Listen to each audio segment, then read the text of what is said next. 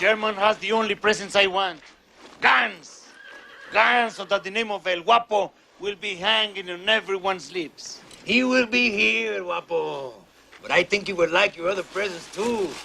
I have put many beautiful piñatas in the storeroom, each of them filled with little surprises. Many piñatas? Oh, yes, many. Would you say I have a plethora of piñatas? A what? A plethora. Oh, yes. You have a plethora. Jefe, what is a plethora? Why, Guapo? Well, you told me I have a plethora. And I just would like to know if you know what a plethora is. I would not like to think that a person would tell someone he has a plethora and find out that that person has no idea what it means to have a plethora.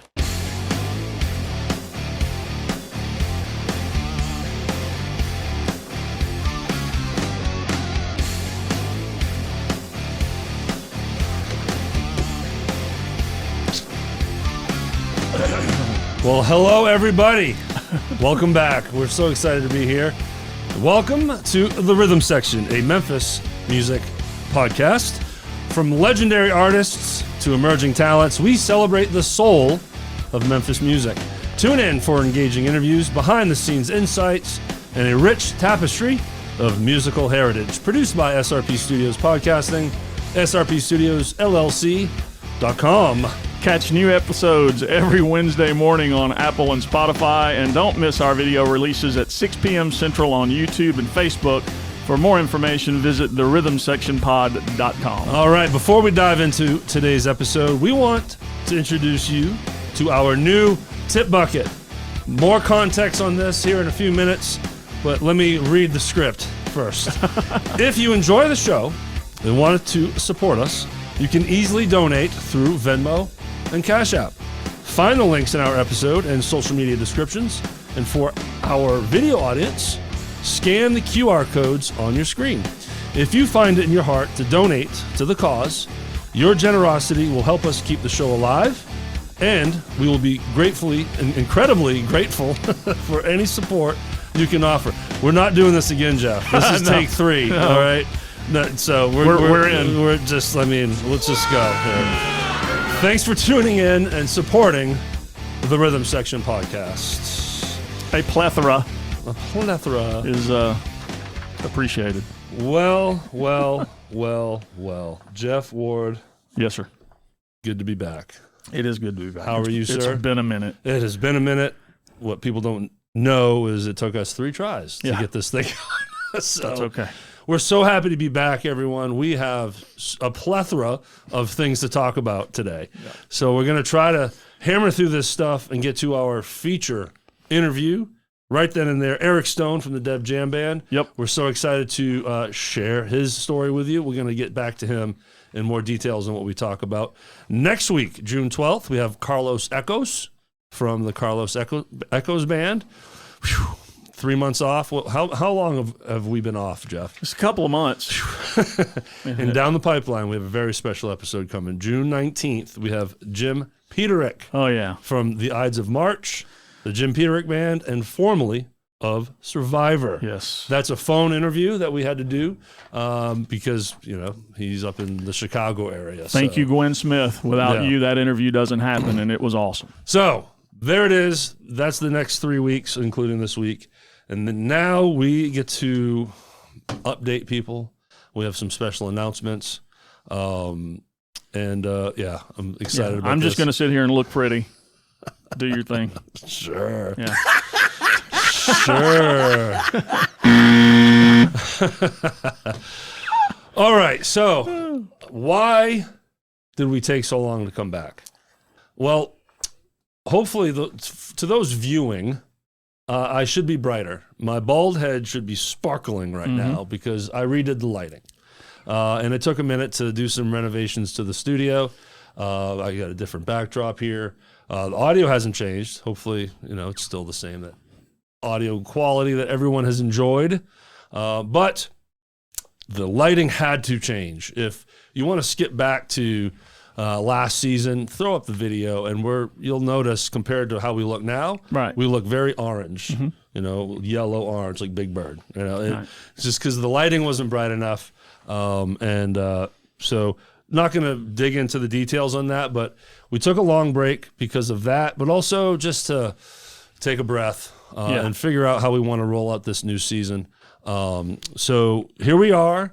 While we're talking about this new season, Jeff, we have a special announcement before the big special announcement. Okay. So this announcement here is the length of this season. Yep.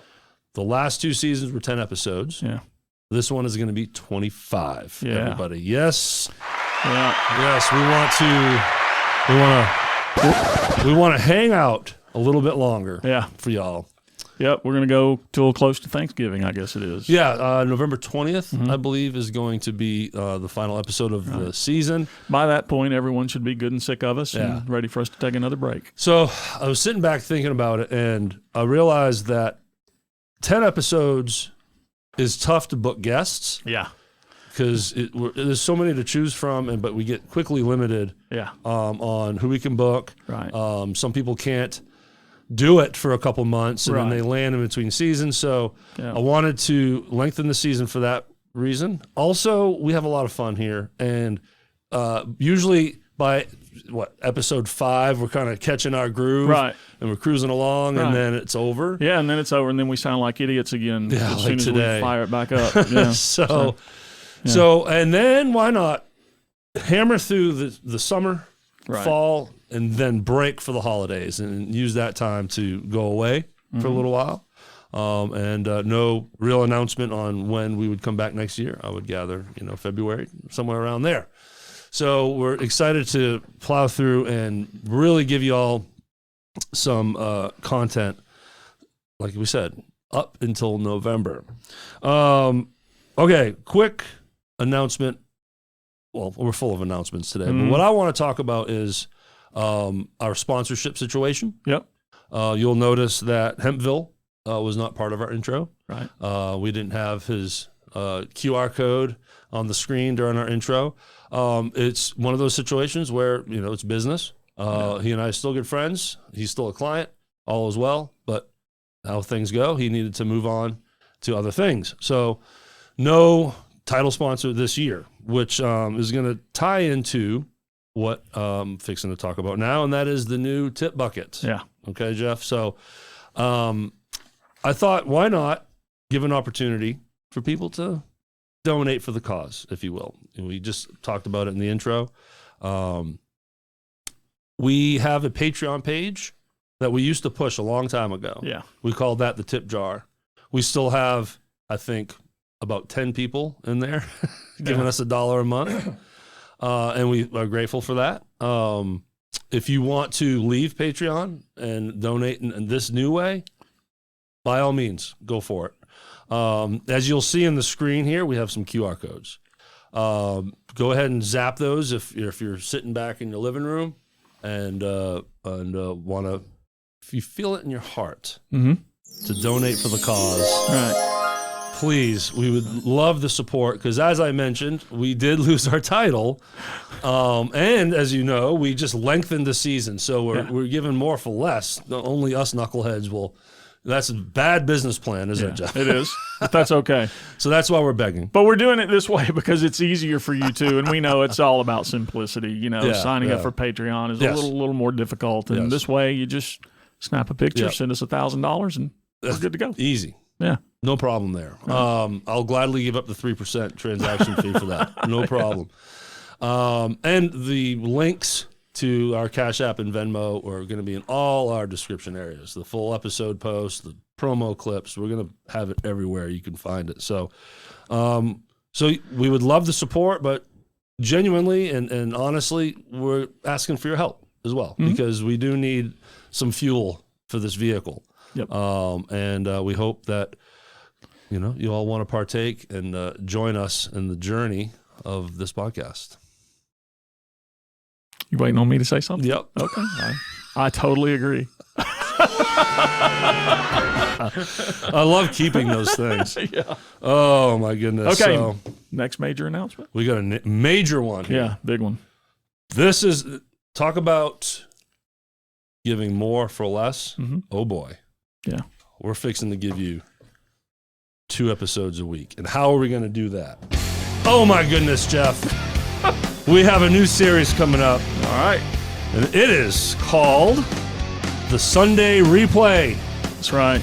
Join us for our new Sunday Replay series. Each Sunday, we bring back your favorite interviews in the order in which they were originally published, allowing you to relive the best moments and stories from past episodes. Yeah. Yeah, no, so, like, we know that some people, I'm going to get there, but we've got new listeners and watchers who may not have seen the earlier episodes. That's right. This way you get to see Possum Titty. Go all the way back. That's why, that's the train wreck. That's it. The train wreck is all because of Tim Dills and his possum titties. So, we also have band sponsors. No, dude, what are you doing? I'm doing what you told me to do. Sunday Replay script. You see where it says Jeff?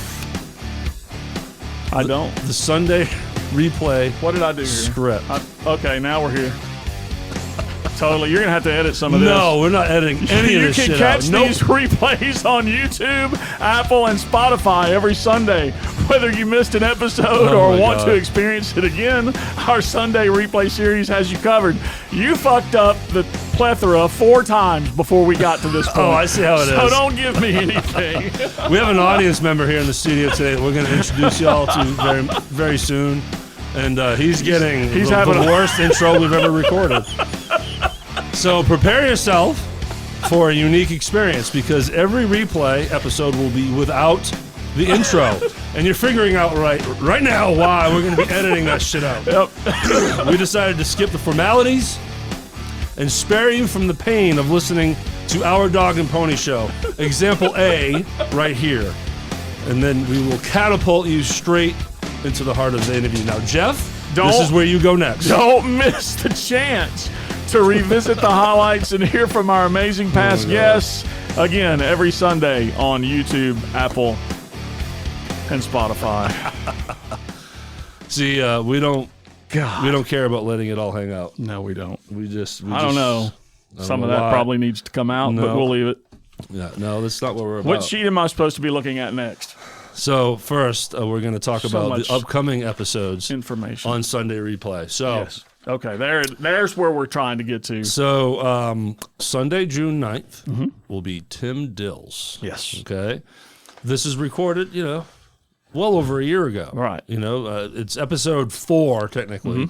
But so many new listeners and viewers that probably don't even know he was on the show. Yeah. I mean, you can scroll down, Yep. but we're going to be feeding it to you directly, hand delivering you in the feed currently. So you'll see it there on your Apple app, your Spotify app, or your YouTube feed, however you digest the show. You will see it pop up fresh and new in your feed.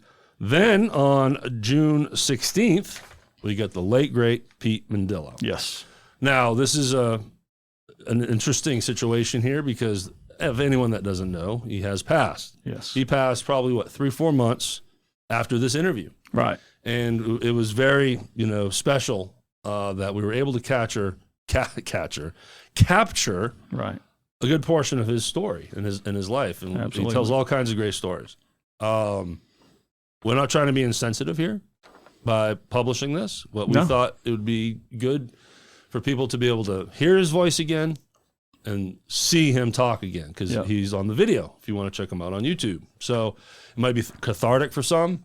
I think it's a good thing. So we're excited about that. So again, Sunday, June 16th.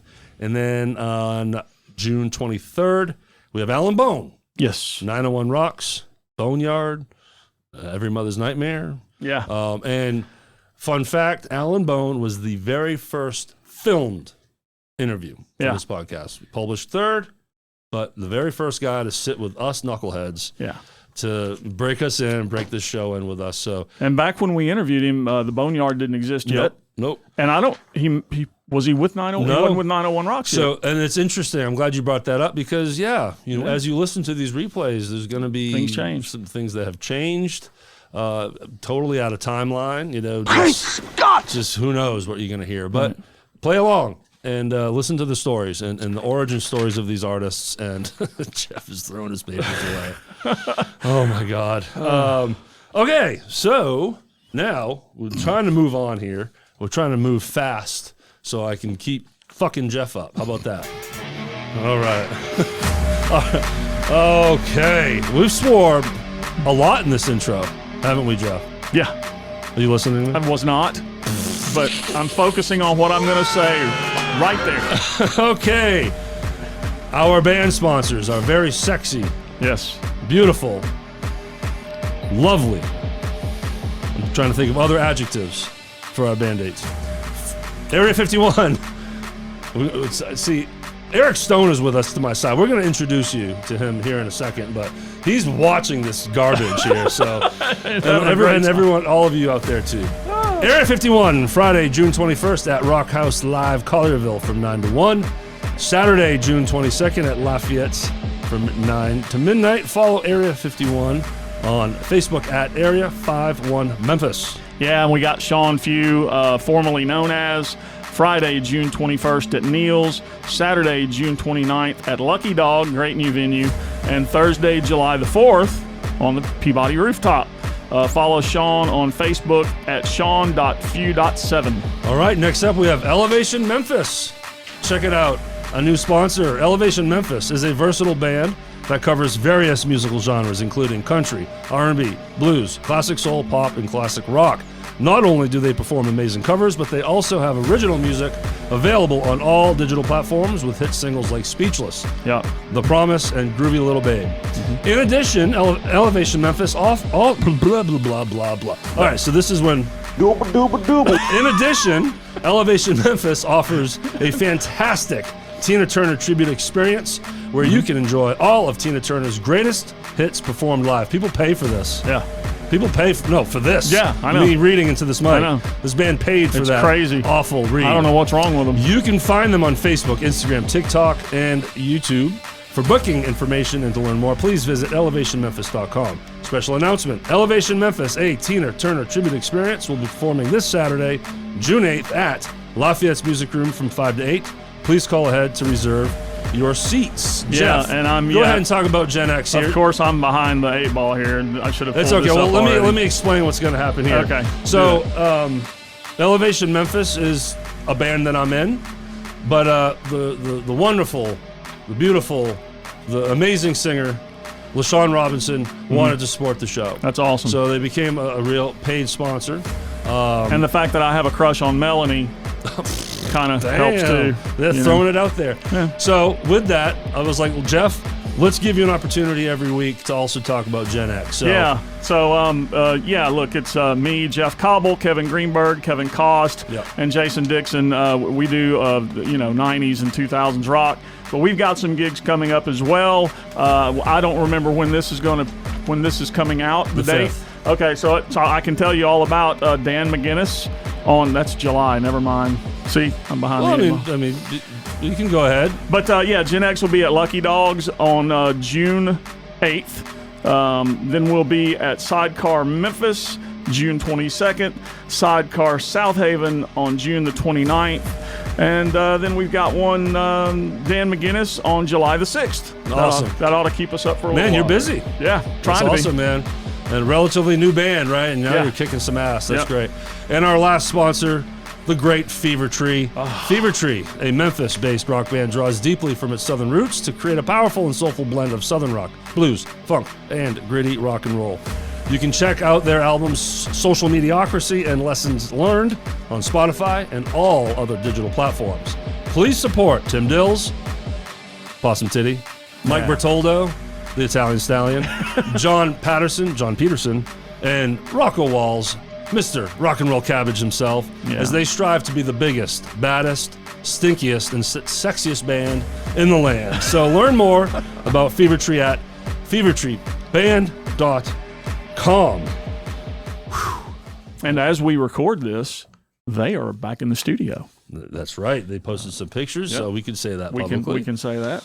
All right, so we have a unique situation here because, as we do, as you all know, we record an intro for all the shit you just heard, all that stuff, and then we talk about the upcoming guest in this episode's feature interview.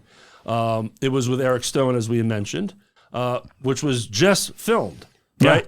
Rarely, and this is the first time that we filmed the interview that will be the next episode. So Eric is still with us. And we said, hang out and watch what you all just witnessed. Right. And then we can make a special appearance before his interview. The interview went way smoother than the intro. So, ladies and gentlemen, the introduction before the major introduction, please let me introduce you to Mr. Eric Stone. What's up, Eric? Yes. Hey. So, man, we had so much fun with you. I'm anxious for everyone to hear your interview. We had a good time. So, what did you think of this?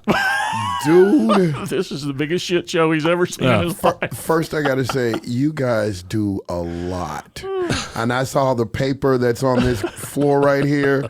So I know it's been prepared. And I see you have talking points. Yeah. You have We do our best. the major, and this is here. And I'm like, wow. Can you imagine how terrible it would be without this? Well, right. I got to say. Did we sound prepared? You guys put that together. Not well. You guys put that together and you made it work. Horribly, but you made it work. That's the sound that comes to mind. You know. Damn. I mean, just all of It them. was everything I could do to not fall on this floor laughing. I don't know what happened. I've never had so much fun in a studio, man. This is great. I'm telling you, we had a blast in the interview. We have a great time. God. You know, we talk about all kinds of stuff. Let me pull up the old notes. You know, we talk about the Deb Jam Band, right? Yeah. How you started in church. Yes. You toured the chitlin Circuit. for years. You know, we go into that. Yeah, man, we're looking forward to it. So, real quick, there's some things that we didn't touch on that you brought up out of nowhere, and that is your acting. Yes. So, let's talk about the Young Rock. You're on that show? I was in the show called Young Rock. Yes, I was. I was one of the wrestlers. Oh, really? Yeah, my big ass was. Oh, yeah! Yeah. Or were you? What you gonna do? Or were you? Or were you? Which one of those were you? I was. Get out the way. Get out the way. Were you a heel or a baby face? I was. Oh God, this was back in the '60s, so there were no heels or baby faces back then. Really? Yep, this was for Pat Patterson. Okay, Pat Patterson. Yeah, the great Pat Patterson. They talked about his life and they talked about him as a wrestler. I just went blank. He invented the WWF Intercontinental Champion belt. Yes, he did. Okay. Yes, he did. And a huge booker, as they call him, you know. Yeah. I mean, he just created the Royal Rumble. Yes, he did. Yes, he did. And I was a part of the first one that became the main Royal Rumble that everybody started This doing. intro is any going to be an video hour footage? long now. There's video footage. There's Oh, video my footage. God. And Yeah. you'll see me wrestling with this guy and throwing him against the rope and getting my butt creamed. So it was, anyway. I'm glad you mentioned that after the interview, and then we had this opportunity to talk about that. Especially, I didn't realize it was about. I didn't realize you wrestled in it. That's awesome. Yeah. Have you met The Rock? I never got a chance to meet him. He was never on the scene, but I met all of the actors. And there was a point he lived in Walls, correct? Yes. Yeah. At some point he did. Yeah. So. Wow. Dude, you guys can just do this the rest of the day. He is a wrestling nut. Jimmy Fault. Yeah. Jimmy Fault. Jump through the screen Jimmy right should now. be in here. Because he and I are wrestling brothers here. Yeah. And the shirt. Yeah. You know what this shirt stands for? Do you remember Brutus the Barber Beefcake? I do. This is Brutus the fucking Barber Beefcake. You do realize he ended up changing. He changed his name so many times. A lot of times people don't realize who he was. He played so many different characters. Do you know his real name? I don't know his real name. Ed Leslie. Ed Leslie? It's like an encyclopedia Britannica. And coming up, he was billed with Hulk Hogan as his brother. That's right. That's right. They were brothers at the time. Brothers. Yeah, they were called the crap, I forgot what their names were. But they had a last name, and I was like, that's kind of weird. All right, we're gonna lose every audience member. I could talk about this forever. Yep. But I love that, man. Dude, we need to start a wrestling And there was another podcast. topic you wanted to bring up too. What else was it? You had one other thing you forgot to mention during the interview. Now I'm putting you on the spot. I think it was another acting deal. I don't remember. No? Okay. Yeah. I'm having one of those black moments. I'm having one of those black moments. So also, look, we talk about your original music, Yeah. How you started in church, your first plastic guitar, and your mission behind getting a real one. Amen. There was a real mission behind getting that real guitar, all kinds of fun stuff. So, look, thanks for being here today, and thanks for doing the interview that everyone's fixing to hear and see. We really had a lot of fun, y'all. Yeah. I mean, it was a good time, lots of good laughs. He came to play. We show off his shoes. Yes. And as you can see, the best dressed guest we've ever had. You know, I hope the video translates this. But Right. Alrighty. Wow. Yeah, that was a rough intro. Whew, but thanks for hanging in there, everybody. You made it. You guys made it. By episode 23, we'll be rocking. We promise. But And then it'll be time to start over. But again, we are so excited to be with y'all longer. Yes. Okay, we're going to be here much more. The Sunday replay thing, I think, is going to be awesome. So check that out. Don't forget our tip bucket, everyone. I also want to mention that the QR codes that you've been witnessing on the screen goes away for the interview. Okay, it disappears. We're not going to have that eye candy during the interview. It's all about the guests there. But during our Dog and Pony show, we'll be like panhandlers. Yes, we will beg for money. We're begging for money. So. Awesome, man. And again, our awesome band sponsors. You guys are the fuel right now. Yep, that's it. You guys are fueling this thing single-handedly. Can't do it without you. And we have a sponsor that is anonymous. We appreciate them. That's right. Thank you to you. Yep. Absolutely. And subscribe to the YouTube channel. That's it. Go to therhythmsectionpod.com to find all our channels, Facebook, Instagram, YouTube, everything. We push out promo clips. Yep. We push out episodes, as we said. A full amount of content coming your way, and now twice a week for the next 25 weeks, you're gonna get 2 uploads in your feed until November, and then during our break, you still get something. Yeah, and every Sunday you'll still get that replay, so you're gonna have things in your feed every single week. Fortunately for you guys, only one of those episodes will have us in it. The other one we're out. It's cut out. So. That's right. So, all right, y'all. Thanks again for hanging out. Go see a band. Very happy to be back. Go see some bands. Neil's every Tuesday. The Eric Deb Stone and the Deb Jam Band. Band. Of course, we talk more about them in this interview you're fixing to see and listen to right now. So, till next time, y'all. Have a great week. Thanks. Wow, that was painful. Okay, everybody. We're very excited to open up our brand new season here. Ladies and gentlemen, let me introduce you all to Mr. Eric Stone.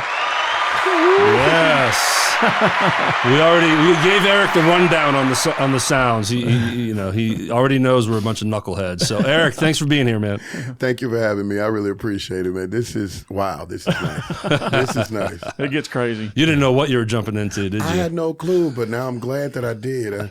Both feet, both shiny shoes. You are the best dressed guest to date for sure. We're going to be featuring his shoes too, by the way, down the road here. Lord. And we know that you play with Davey Smith every week, so you got to be moisturized. You know what? And I also wiped thoroughly. Keep it dewy, baby. Keep it dewy. Yes, keep it dewy. Oh, yeah! Well, very cool. And yeah, so you play with Davey because of the Deb Jam Band. Yes. So we'll definitely be talking about them, but we also want to learn about you and your history in town. And Man. Every single date needs to be precise. That's not a problem. That's not a problem. We've thrown plenty of people under the bus. So what year was that? They're like, come on, man. What are you talking about? Somewhere between 75 and 90.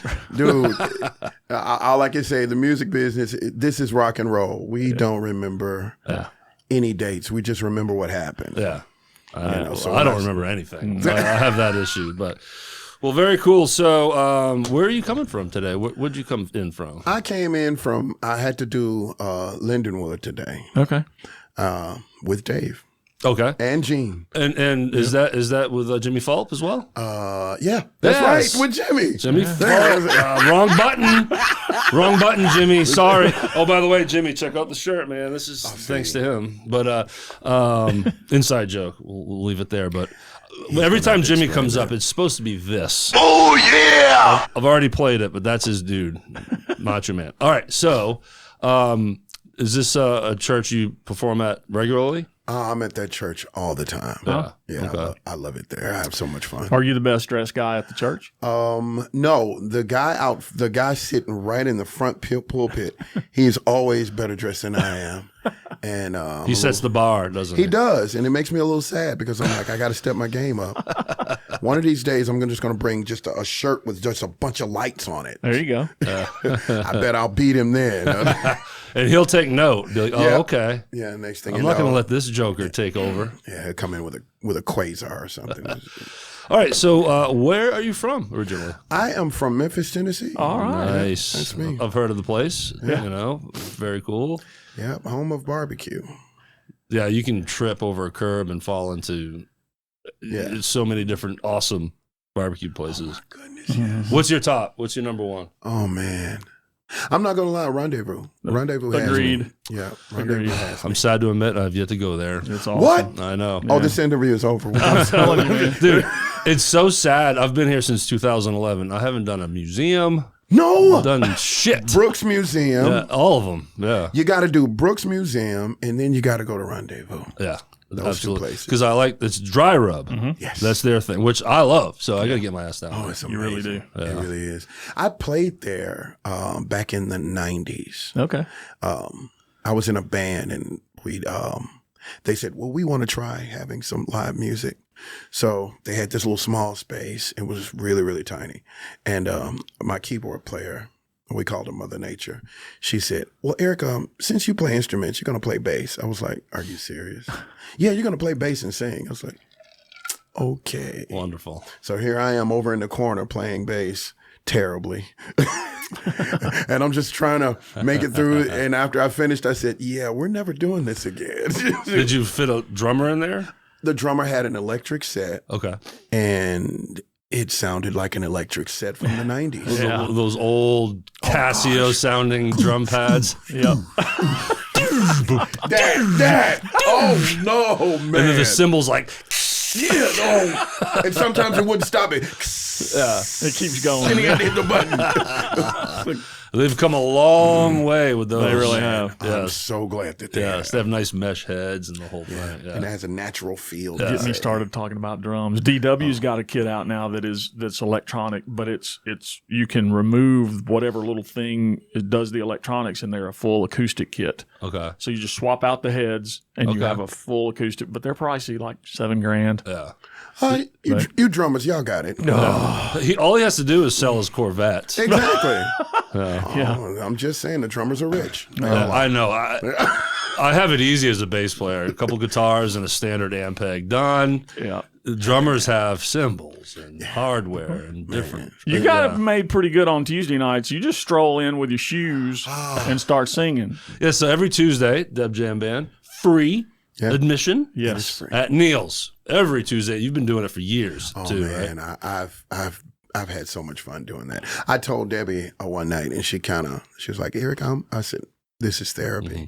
I said, if I don't make a single dime doing this, I said, it's worth it. I said, because I get a chance to play with my friends. Right. And we get a chance to do something that we love, which is to entertain. Yeah. And you guys do a hell of a job at entertaining, man. That you don't just go to that just to hear music. You guys are so entertaining and so laid back and so much fun, and the personalities are incredible. If you know Davey Smith, you know he's a nutbag. Yeah. And it's crazy. A nutbag. He is. Holy smokes. And Debbie's great, and Gene's terrific, and your personality shines through. It's just so much fun to watch, man. Thank you. So, Debbie Jameson is the Debbie that we're referring to, because there's people that might not know. Sure. So, let's talk more about the Deb Jam Band and who is in it. So, I'll leave it to you to introduce everybody else in the band. First, we have Debbie Jameson, Yes. one of the premier singers in Memphis who has been everywhere and done everything. She helped, oh my gosh, she's helped so many different musicians, just different artists. And she's been a backup singer for some of everybody. She's done this and been here. She's been at Royal Studios. Yeah. A lot of jingles. You name it, she's done it. And she's also worked for Shoe, all these different places. It's beautiful. Yep. Then we have Mr. Gene Nunez. Oh gosh, Superman. basically, because he knows every song. Yeah. I've been fascinated by the number of tunes that you guys just pull out, and he's like, "Yep, let's do it." Yeah. And sometimes I'm just joking. Yeah. And I'm humming a little tune, and he starts playing. I'm like, "Are you kidding?" And I'm like, "Well, here we go." Yeah. And then Dave is like, "Here's the bass." Yeah, and because they know it, and I'm like, "Oh my goodness." No, he's giving you the bass, put you on the spot again. No, he knows not to do that. He knows So while we're talking about Debbie and Gene, I can tell by the look on your face you had already forgotten. I wanted to say Nuno. So, okay, so Nuno Betancourt. let's a new sound for you to listen to, Eric. Okay. You don't remember my name? You got that? So we gave him the rundown of our foolishness, but the first set is just Debbie and Gene. Yeah, they use tracks. Come on, man. Dude, our audience knows all about this. They do tracks and a little duo. Yep.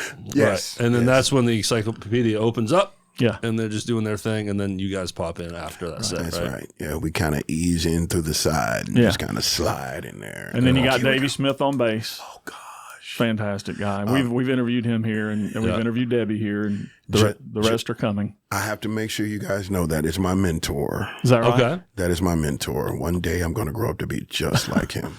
Well, he gave us the exclusive Joshine product.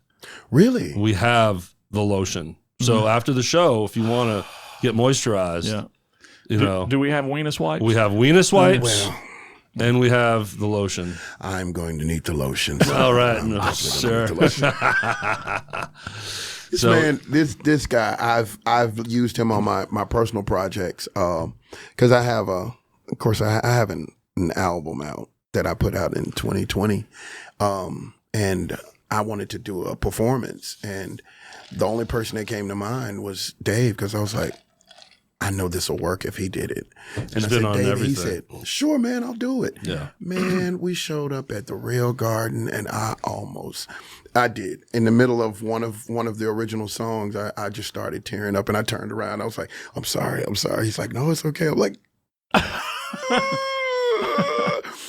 you get Dave Smith to play with you. Who does that? I know, man. Yeah. Who does it? Don't get me wrong. I mean, a lot of bass players are great, but this guy he encourages you to do more. And he says, well, you can do this. You can do this. And you're looking at him like, because he said it, you feel like, wow, I can do this. So I love that. I do. I just caught him with Landslide a few weeks ago. Oh, man. Outstanding. Good. Yes, outstanding. Yeah, for sure. And did either one of you go to the Jimmy Jameson tribute at? We did not get to make it, and but that is on our list for the next one. I want to get to the next jam for Jimmy. Dave got up and played with just about everybody. Yeah. And of course, I always look at him and say, dude, what don't you do? Yeah. Who don't you play with? Right. And he just smiles. I'm like, whatever. Yeah, and years and years and years of studio work. Exactly. You go to his website, and it's just a plethora of artists and albums and singles. And, And really then there's cool. a whole bunch of stuff that he's done that he won't tell you. Yeah. Okay. It's like, did you? And he walks off. Yeah, Like, I played with the Beatles once. I'm trying to be modest. no, and I don't want to talk about that. Okay, all right. All right, so you've got another superstar, Jackie Diamond. yes, Jackie Diamond.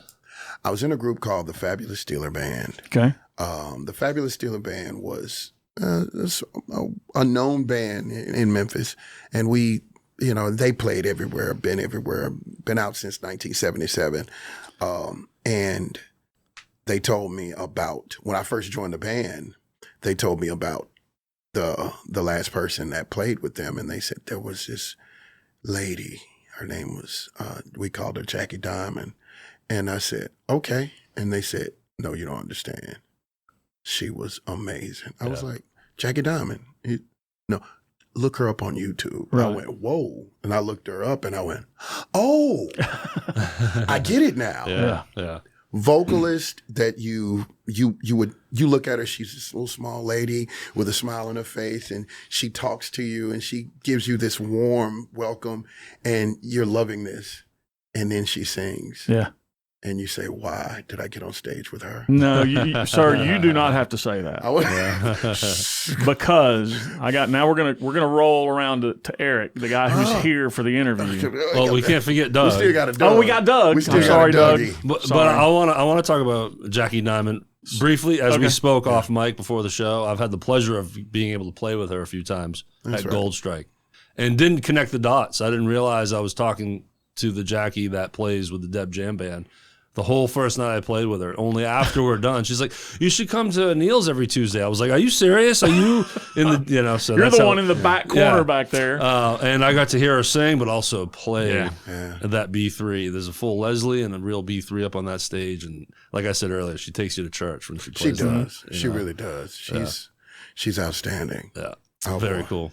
Okay, yeah, and we got to touch on Doug, drummer, percussionist, and I think it was Davey Smith the last time I was there seeing you guys perform. He said something about Doug's prior relationships, and there were little green-headed babies being born everywhere. And it's McMinn, right? McMinn. Okay, I have to clarify because we talked about him in a previous episode, and I called him Doug McGinn, and got his name, botched it, got it wrong, and we apologized on air. I don't even know if he heard it.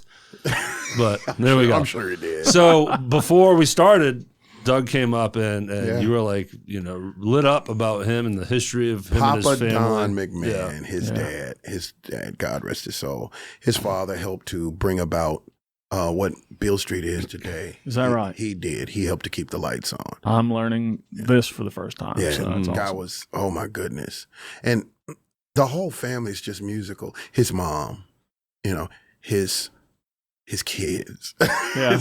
Oh boy, Michael. I mean, just the whole thing that they live in. I had a conversation with his brother Rome, and I asked Rome. I said, "What do you feel about life in general? Do you feel like you have to question what you're doing when you were coming up? Did you have to?" And he looked at me and smiled, and he said, "No." He said, "It was all about whatever feels right.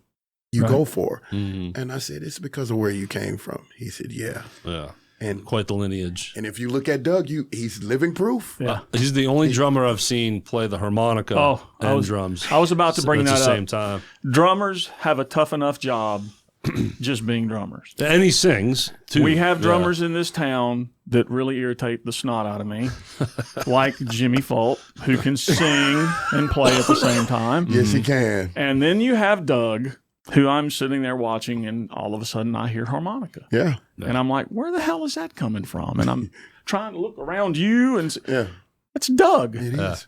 I've seen him do it with Roxy Love. I really wanted to throw something at him in. when he did that.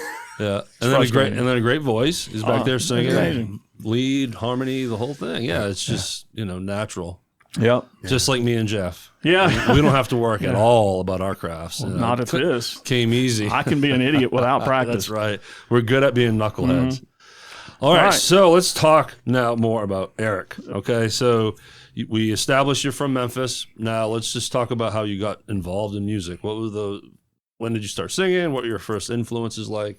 Let's go way back. Oh boy, let's see. Michael McDonald has got to be on your list of influences. And I have my aunt to thank for that. Okay. I have my aunt to So thank I'm for correct. That. Yeah. All right. You're absolutely good to know, because correct. my God, you sound a lot like him. You're amazing. You're amazing, man. I appreciate that. Thank you so much. Actually, I started, everybody always says this, I start off in the church. I started singing in the church. My grandmother taught us a song, and I just sang that today, and I got a little emotional and I had to catch myself. But it was, Yes, Jesus Loves Me. Yeah. And she taught us that, me and my sister, God rest her soul. We learned that song. We sang it. Beautiful experience. As kids, we got a chance to be standing in front of the congregation, singing. So that was fun. And then as we came up, because my father was a guitar player, my mother's a vocalist. So music was always in the house, and I don't know how many times I got in trouble for strumming my dad's guitar and singing when I should be asleep. So that was the thing. But as I came up, music was a huge No, music was life. There's nothing huge about it. It was just life.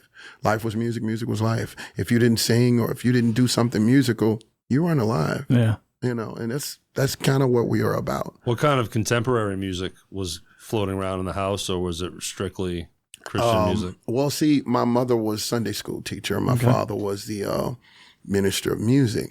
But in our house, thank God my grandfather's no longer here.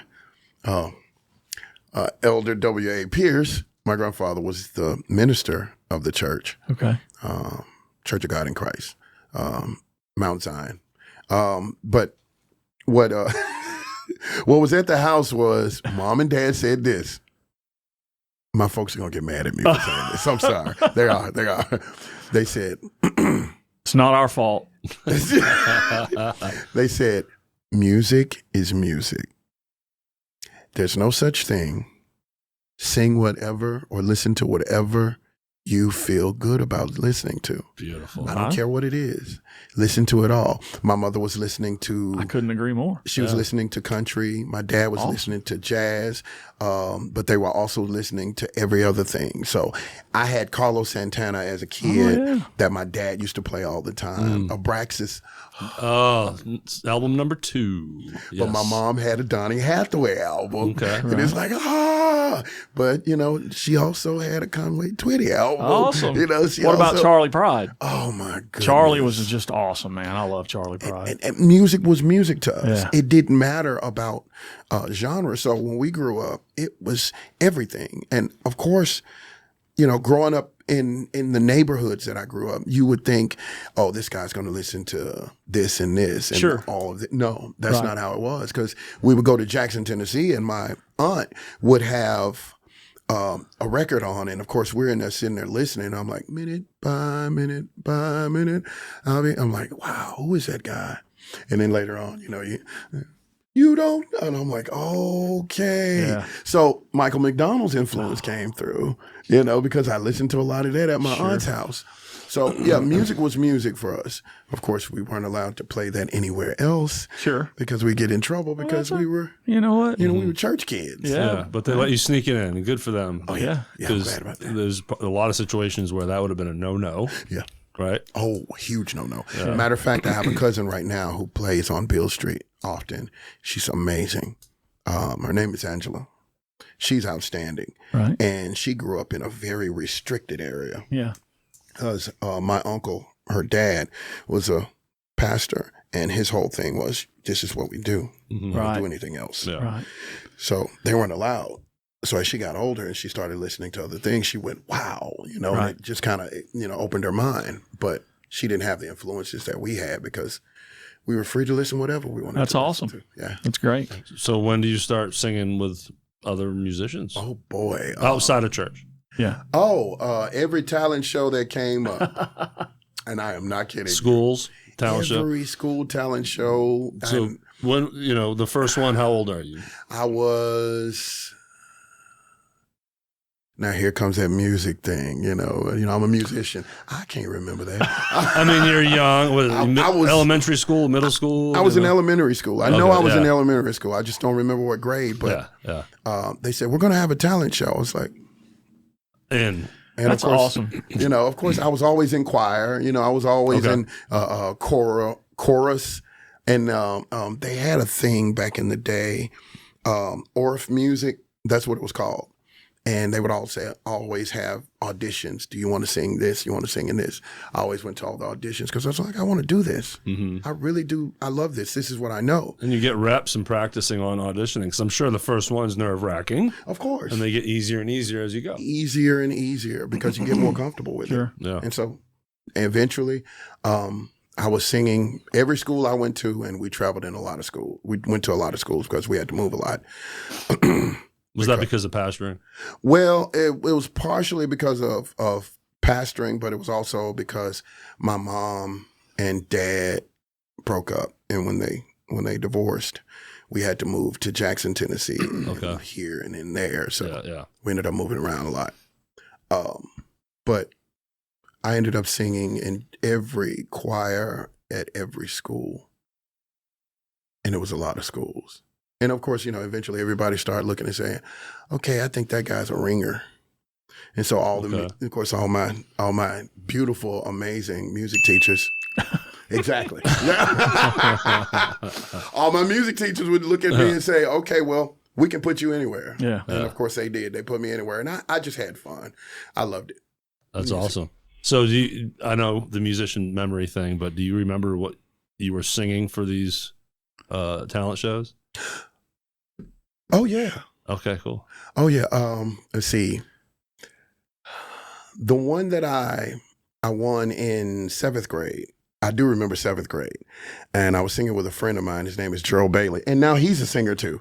Okay. He's a local singer in Memphis, too. Okay. We did a song called There's Nothing Greater Than Love by Luther Vandross and Tap Dancer.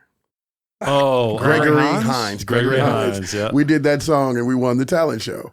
And then after that, did you guys tap dance? No, we didn't. No, we didn't. That would have been awesome. That would have been awesome. You guys would have won that immediately. The other ones wouldn't even have gone up. They would have just handed it to you. It's funny that you mentioned Gregory Hines because there's a song that I think you should sing, and you may sing it. That comes from a movie that he was in with Billy Crystal. Sweet Freedom. Shine, sweet freedom. If you don't sing that song, you should be. Oh, man, that is a good song. You should be doing that song, Okay, sir. that's on my list. Yeah, please put that in there. I'm putting it on He's the pulling list. up the phone. Yep. I'm sorry. I got to put this down. Oh, Yep. Sweet You Freedom. would absolutely crush that song. I'm putting this on the one. This is on I the think it's list. funny where Eric just threw out the tap dancer, and we went to him just immediately. Is the only one I can think of. Yeah. That's the guy. That's the guy. Oh, man. All right. And thank you for that. I appreciate Absolutely. that. I expect you to do it Tuesday night. Yeah, in its exactly. Yeah, that ain't entirety. happening. I'm sure Gene Gene already that ain't knows it. happening. Gene probably knows I know it. Gene does. I'm very proud I got his name right. Smooth. Good job. Oh. All right, where were we? I'm For the lost. listeners, Eric just gave me a very cool look. He's like, "Listen, son." But okay, so your talent shows, in choirs, you're singing in church. Yeah. You ever start a band, or Jeff? You were going somewhere. Well, I was going to say, when's the first time you made money as a performer? Last week. No, I'm sorry. I'm sure. He's like the rest of us performing musicians. Did you get paid? What's that? I don't know. I don't know if you saw my post on Facebook, but I'd made mention. Doug's niece got up and sang. You weren't there. Last time. The last time. She got up and sang, and when she was done, several people went up to the stage and handed her a couple bucks. It was just a really sweet moment. And I posted on Facebook, I don't have the heart to tell her that she'll make about the same amount of money as a grown professional performing musician. He said, that little money that you make, that's what we all get. That's it. That's right. That's what we all get. Do you remember when you first made some money playing or singing? Yes. I ended up doing a show, doing a bunch of performances. I was a guitar player and a keyboard, auxiliary keyboardist and a background vocalist for a guy by the name of Bill Coday. He was a singer he used to sing background for Denise LaSalle. And he also had his own, singles out. Right. And so he was promoting that. So we ended up doing the chitlin circuit. Okay. And that's when I first earned some money doing the chitlin circuit. Right. And I got a whole $40. That's awesome. I was so happy with and that. And that's roughly what we get now. Yep. Something like that. You know what? Let me go back a little bit further. I'm sorry. I just thought about it. That's the first time I got paid for singing. Right. But I was also, here I go again. On my own. I played bass in my stepfather's blues band when I was like 15 or 16. Right. And he paid me $20. And you've been saving your pennies ever since to buy these shoes. Hey, so I'm you gotta just take saying. one off. Show it. Hey, while it's up. I told you. Oh, boy. I found a way to fit this in. Because clearly you're making some good money now. Yep. That's right. Center camera. I am making... That's right. I am making... shiny shoe money now. Shiny shoe money. I'm making shiny shoe money. Is there like a brand or style, name? What do we got These here? Alberto Fellini's. That sounds fancy. It does sound fancy. I wear Converse Chucks. Yeah. No, this guy, I know him personally. He's on Lamar. No, He's a local guy for real? no, I'm making that Oh, up. okay. I was gonna say these custom made. I'll fall for anything. I wish for the audio only guys, move over to the channel. You need to see. Move over to the YouTube channel. I think between the lighting and those sparkles on your shoes, we might have to adjust the post-production video. Somebody's gonna lose their eyesight after that. So, as we bring up making money and gigging, all of a sudden you're like, I play the guitar here, keys, bass. So, you jump at some point from all this singing to just jumping into all these instruments. So, when did that start coming in? Oh no! That started when I was a very little kid. So church, you're playing instruments in church too? I was playing instruments in church. I used to pluck my dad's guitar when I was between 3 and 6 years old for that long a period of time. Well, my dad decided, I'm going to buy him a guitar. So he bought me this little plastic guitar that sort of looked like a Les Paul. It was plastic. Yeah. 5 or 6 years old. I know it's plastic. Yeah. It's not wooden. Right. You know what I did, right? You played it like a rock star, I'm sure. I broke it. Oh, no. I did. I broke it. And I'm going to tell you the reason why I broke it. As a kid, this was my logic. This is plastic. His is real. Yeah. I'm breaking mine. He's going to let me play his. I bet that didn't happen, That didn't happen. That did not happen. So, lo and behold, God bless my grandfather. My grandfather looked and said, "You like guitar?" I said, "Yes, sir." He went to the pawn shop and he bought a guitar and he sat there in front of me and he played it. And I said, "Whoa, my granddad plays guitar too." And he gave it to me. And I said, "Whoa." He said, can you play?" And I did, Sitting on the Dock of the Bay. Nice. And he looked at me and smiled. He said, "You can take that home." Oh, that's special, man. Yeah. But I thought I was going to get a whooping because I played Sitting on the Dock of the Bay in front of a pastor. So I was nervous. I was like, yeah, the beating's coming. Oh, no. So what happens when this new real guitar shows up to the house and your dad sees it? Oh, not a word. He just looks at me and goes, "Mm-hmm."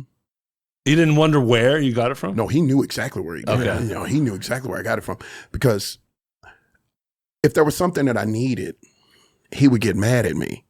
Because if it was something that I needed, I would talk to my grandfather. And my grandfather would get it. Is it your dad's dad or your mom's dad? My dad's dad. Okay. Yeah. So it's like, look, if you look at me, imagine me with a lot of gray hair. That's my grandfather. Uh-huh. So it's like all 3 generations kind of looking at each other. And it's like, well, I'm just going to go to the older version of me and I'll get it from him. Right. He's the softy. Exactly. Yes. And so, I got it. And of course, when I brought it home and I started playing it and he looked at me, he said, "Make sure you get a real job." That was a hint. Make sure you get a real job. Don't be thinking about doing this for a living. That's what he said. Yeah. He make sure you get a real job. This is not. Yeah. Yeah. And I thought, I'm going to prove him wrong. Yeah.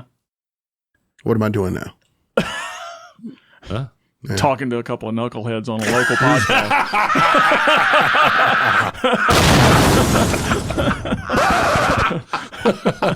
How true. Oh, God. Oh, that is all. That is so wrong. I know. I noticed Joe Rogan's not calling you. You're looking at your dad in the heavens. Oh, dang. You're like, look at me now, Dad. Proved you wrong. I proved you wrong. Yeah. I'm in the Knucklehead Society. Oh. Okay, where are we going? I've lost my mind. I'm confused. So, do you want to talk about the chitlin circuit? The chitlin circuit. Oh, good Lord. The chitlin circuit is, honestly, it's really a proving ground. Okay. It's a proving ground. For those who really, really wanted to make something out of themselves, to really kind of see if they could be somebody, you had to go and endure that. Because what you're dealing with is the possibility that you may not get paid at all. Yeah. They're expecting you to work hard because there's about 500 people out there and they're waiting to see a show. If you do a terrible job or if you just make a few mistakes, you will get booed. Not just booed. If you play one of their favorite songs and you don't do a good job, don't let them catch you at the end of the night. Really? The chitlin circuit was hard, really hard. Got our equipment stolen. No kidding. Up in Michigan, we did a show in Michigan, and we went to check into our room, and when we came out, we saw the guys running away with our stuff. Man. And I mean, it was a Rickenbacker. Ooh. Yeah, dude. It was bad. See, I knew you. Yeah. Good Lord.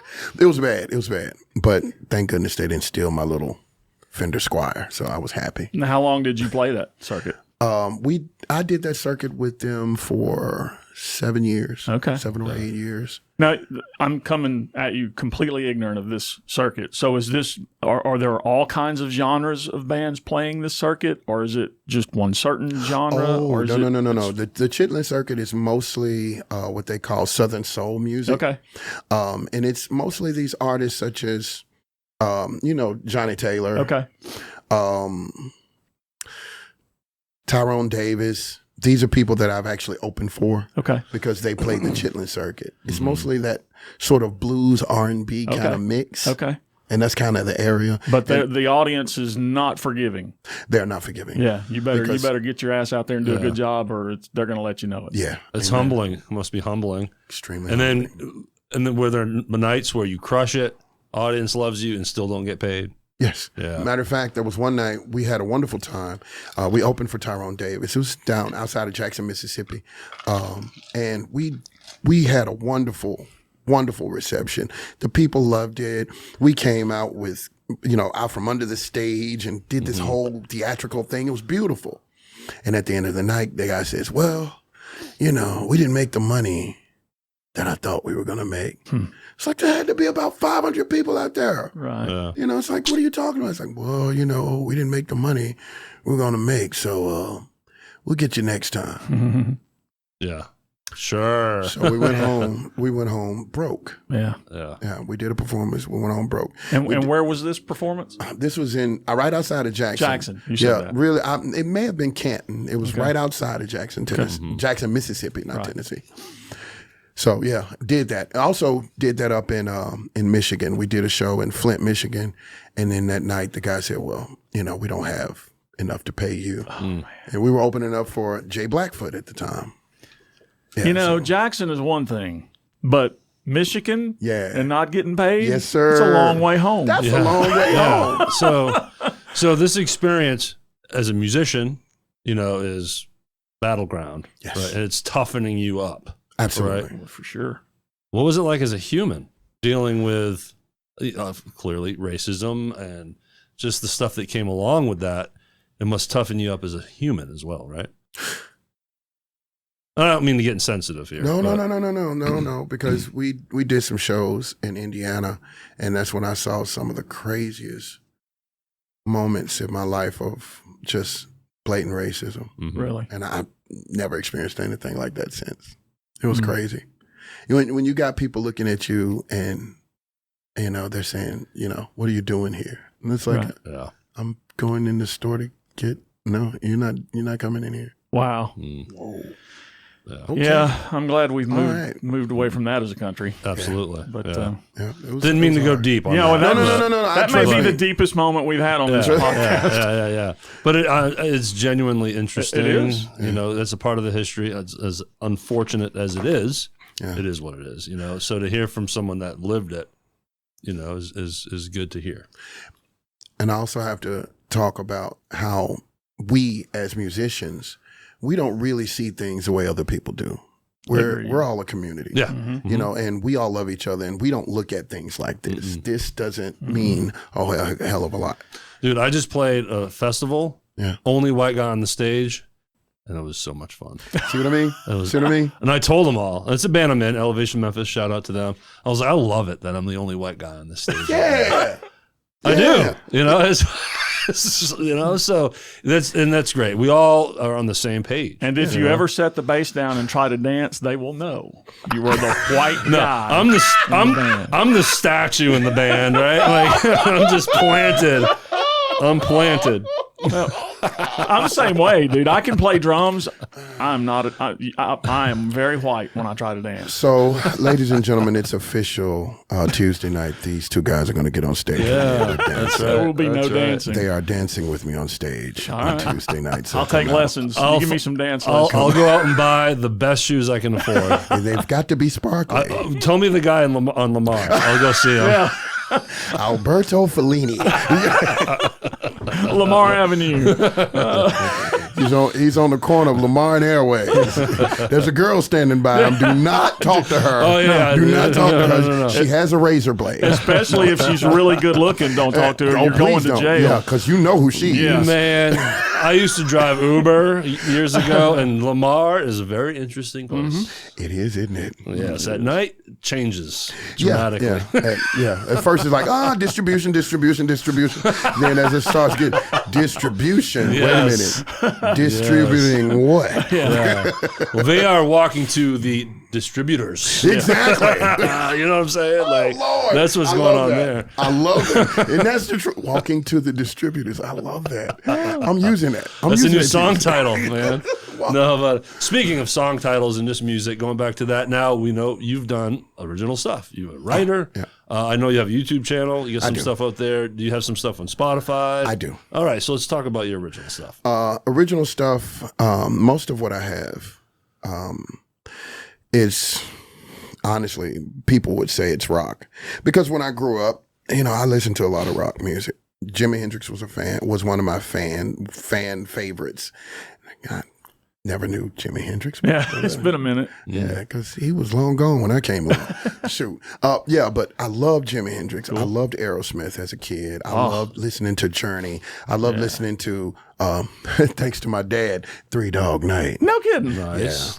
Nice. That's a little before my time, but I've heard their music, and it's definitely iconic. Oh, man.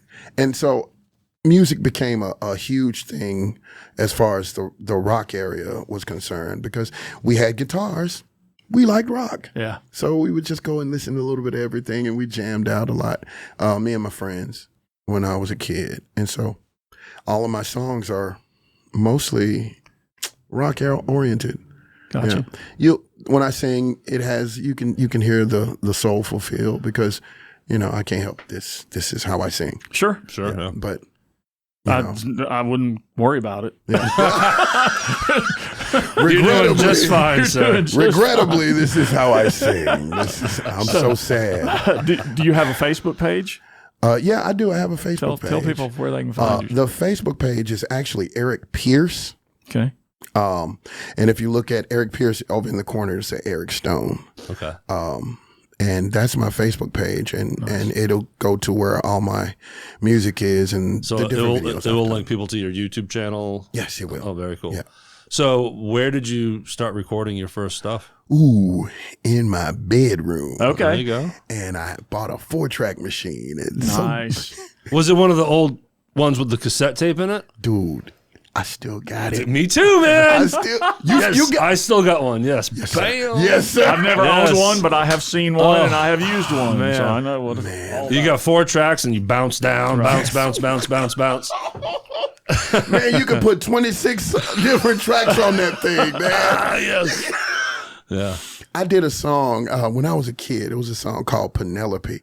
And I bounced so many guitar tracks on that thing. When it You got could see finished, through the tape. Was it? man. Was it transparent? It was dead. That tape may have lasted a week Yeah. because it died after that. Man, Sure. I broke that tape. Over I kept and bouncing. over. I had a ball doing that. Yeah, man. Oh, good. Who was Lord. Penelope? Got to be a story. Cruise. I wish. Oh yeah. Penelope, if you're listening, Yeah. hey. I think there's a pretty good chance. If you're talking about Penelope Cruz, I don't think she's listening to this podcast. Darn it. We got to get you guys some more, some bigger numbers. We Let's see really what we do. can Let's gotta do something. Let's make that happen. That's why we brought you in. Yeah. Hey, Eric said it, y'all. He's demanding this. I need that to happen. Yes. I need that to happen. Throw it out there, people.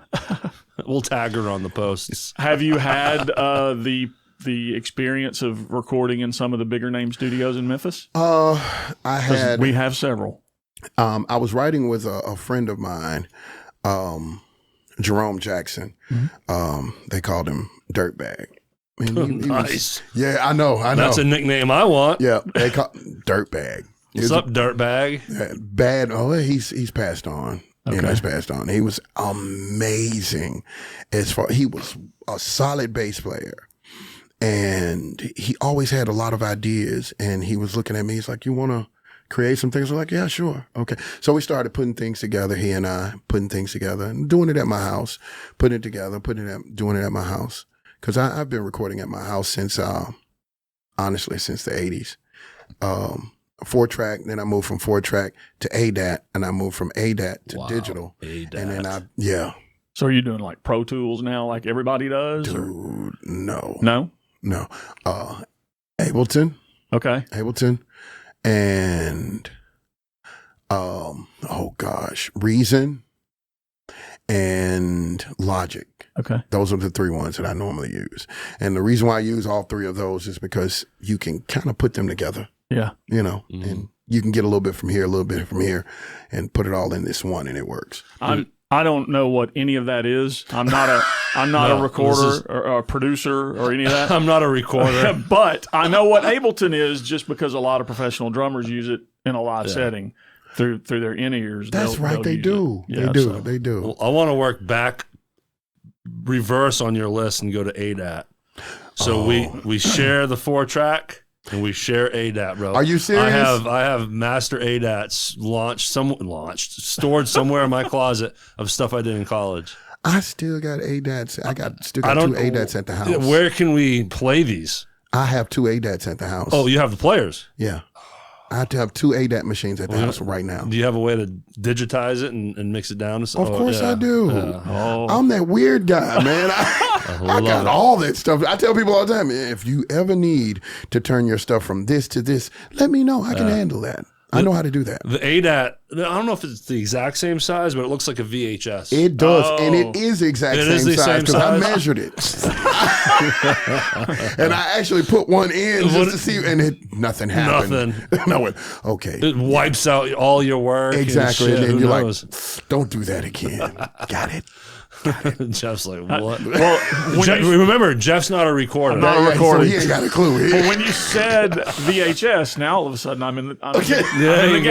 I'm in the game. I'm a home theater guy, so I went from VHS to Laserdisc to Blu-rays, to DVD, then to Blu-ray. So the only thing I couldn't record on was Laserdisc, but I've recorded music on all of those different things. I had a Blu-ray recorder and recorded a bunch of songs on that I did from, that was Cakewalk. Yeah, Cakewalk, Sonar. Cakewalk turned into Sonar. It's amazing how technology advances, because I can remember when a Blu-ray recorder was like $4,000. Yes, I do too. And now they're probably nothing. Oh man, you can get it for $40. Yeah. Man. Or $40, $45. Go to some pawn shop. Yeah. They still have VCRs somewhere out there. Somewhere.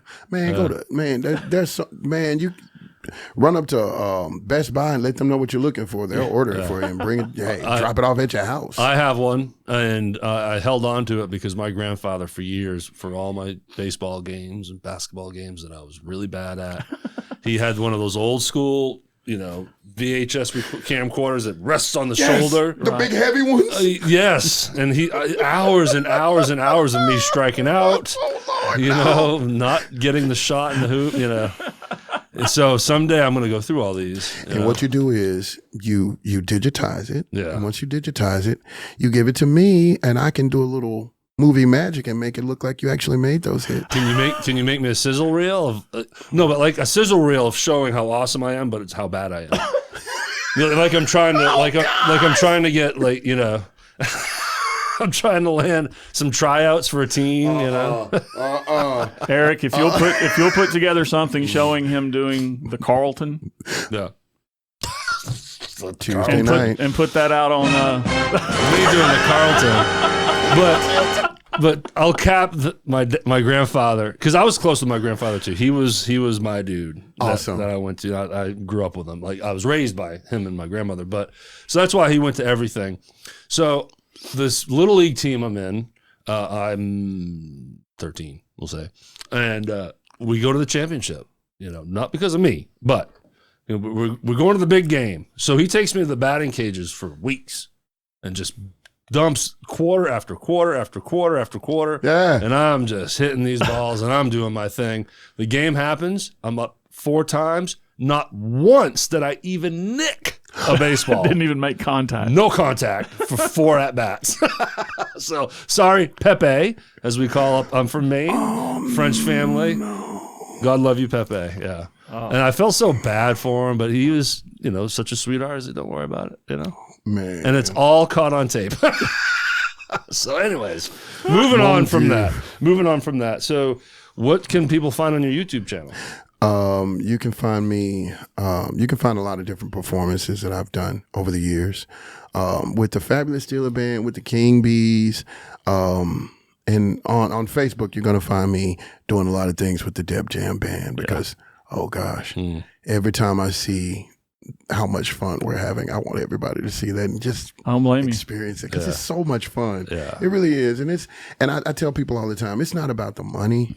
Right. It's about the love. We all love what we do, and you can see it. You can. And when you're there, you can feel it. Yeah, we don't. Only thing we care about is let's do this song. Yeah. Have fun with it. Oh my God. And you can always see through something that is orchestrated. Yes. And that is not what you guys have. It is genuinely fun. It is just everybody is just laid back doing their thing. You guys get along. It's a blast. Yeah. Yeah, I can't wait to go back to catch your set. Please do. So before we wrap this up here, are we missing anything? Or some people you want to thank, shout out to? Are you married? The floor. No, I'm not married. I was gonna say, if you're married, you got to mention your wife. I do. I do have a wonderful young lady that I've been calling wifey since the day we met. I looked at her and I just said, because I used to play on Beale Street a lot, and I would play at a place called Silky O'Sullivan's. Oh yeah. Yep. And when I'm at Silky's, there's this young lady, she came out one night and I was singing a song and she started singing with me. We did Endless Love. Oh, nice. And when she sang it with so much energy and so much love. At the end of that, I said, ladies and gentlemen, that's wifey. Awesome. And so she's been wifey ever since. So I talk to her all the time, like, wifey. How many years roughly are we talking? God, 7 years. Nice. The fact that you had to think about it means it's been a minute. Yeah. 7 years. It's been beautiful. Oh, very cool. And if she hears this, she's probably going to scream at the top of her lungs. Oh, and by the way, if you're listening to one of the songs that we recorded, if you're on YouTube looking at us do one of the songs, you're going to hear her screaming at the top of her lungs. Oh, in the background? Yeah, man. She's an amazing singer, but she refuses to sing. Really? I've been trying to get her to get on stage with me. She's like, no. She won't sing in front of people? No. Does she sing in front of you? Is she comfortable in front of you? With me, yeah. Yeah, that's it, Yeah, but otherwise, she's like, no, I don't. I was like, man. But she comes, like me, she comes from that family. A bunch of musicians, bunch of vocalists. She's like, yeah, that's never been interesting to me. Wow. I find, that's what I was like. Gifted that talent, and yeah. But hey, to each his own. Yeah. Or her own. That's the reason why you want to marry somebody like that, so you can just get that private singing. Yeah. Come on, baby. We're performing tonight. Yeah. Come on, wifey. Let's go. So, all right. Well, man, this has been so much fun. Man, what a way to kick off this season. Yep. Thanks for doing this. I really had a great time talking with you. Man, this has been wonderful. And I got to say, you guys really, really need to have like millions and millions of listeners. That's what I'm talking about. Because this is outstanding. Well, and what you're doing for Memphis and the artists that come out of Memphis, it's just. Thank you. This is awe-inspiring. And coming from somebody who was signed by Willie Mitchell, that means a lot. Awesome. That means a lot. And I can speak for Jeff. We're the ones that get to hear all these stories. Yeah, it's wonderful, including yours. It's all inspiring to us. It's completely changed my view on the whole city. Learned more than I ever thought I'd learn about the community. It's been great for us too. I mean, it's changed my life, personally in a lot of different ways, for sure. One more thing. Sure. I just thought about it. I got to make sure you guys okay. I recorded at Royal Studio. Okay. Back when Willie Mitchell was alive. Nice. I got a chance to see some of the most amazing musicians and artists just come through. I mean, I didn't really play on any of their things, but I got a chance to meet them and to sit in the studio and listen to them and hear people, you know, the mixes of people like Thomas Bingham and Leroy Hodges, and just listen to some of the work that they've done, and to see them in action is, oh my gosh. Yeah. Man, the music, the amazing mind of music, you know, it's immeasurable. It's immeasurable. People who are, you're gonna love this. People who are really, really, really good at it, are just amazing to watch and just try to learn from. Yeah. I try to learn from you, Jeff. I really do. You're not learning music from me, brother. I learned a lot from you, but you're not learning any music from me. But I'm learning. We get to learn every week in here, and this is awesome. Yeah, no, it's fascinating. Yeah. It's totally fascinating. I made some great friends because of it. And whenever you get a chance, man, there's a bunch of different musicians and a bunch of artists out there that are here in Memphis, Tennessee, that have had an influence on the whole music scene. Yeah.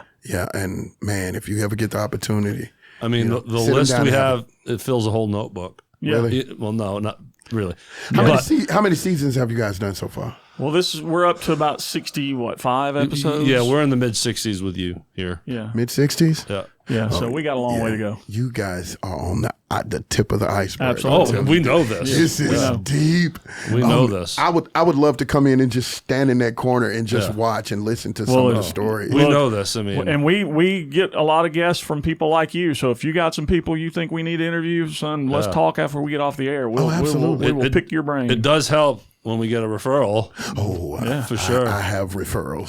Bring them on, man. Let's go. Let's do it. Let's go. I mean, we could be at episode 200 and still be at the surface. Oh, yeah. Yes. You know what I'm saying? We are well aware of that and doing our best to try to just bring people in. You know, there's only so many weeks in a year, right? And we don't do every week anymore. So, you know, if we try to get 40 episodes a year, you know, that's a good thing. Yeah. You know, we're doing what we can. Because you guys are working musicians. Yeah. And I get it. I completely get it. And by the way, if you guys need a backup singer for anything, y'all don't hesitate to call me.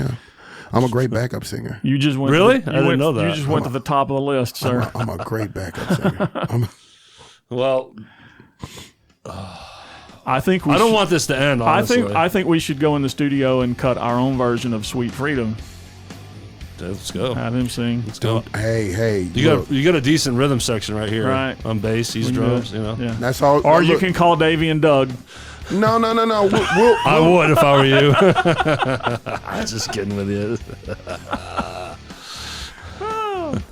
Man, I've enjoyed you guys. Man, thank you for being so here. much. We have enjoyed you. This has been a lot of fun. Before we say our final goodbye, we want to thank everyone for hanging out and watching and listening to this wonderful interview with Mr. Eric here. And to our band sponsors, thank you. For helping us out. And follow us on Facebook and Instagram at The Rhythm Section Pod, and the website is therhythmsectionpod.com. And remember to join us for our exclusive Sunday replay series. Every Sunday, we're bringing back all of your favorite interviews on YouTube, Apple, and Spotify. And somewhere around July 2025, Eric's will circle back in.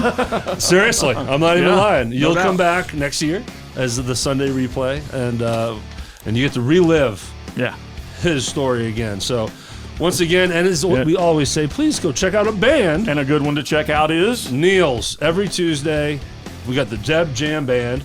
The first set starts at what time? Starts at 7:30. And then full band kicks in. Oh, no. The first duo, I think that starts at 6. I think that's 6 o'clock. Okay. And then you guys kick in about 7:30. We kick in at 7:30. 7:30. Check it out. Free. No door charge. Nope. Just walk in and enjoy They that do have music. a tip bucket, though, and please believe me when I tell you that musicians need you to put money in it because they ain't getting paid without it. So. That's true. That's right.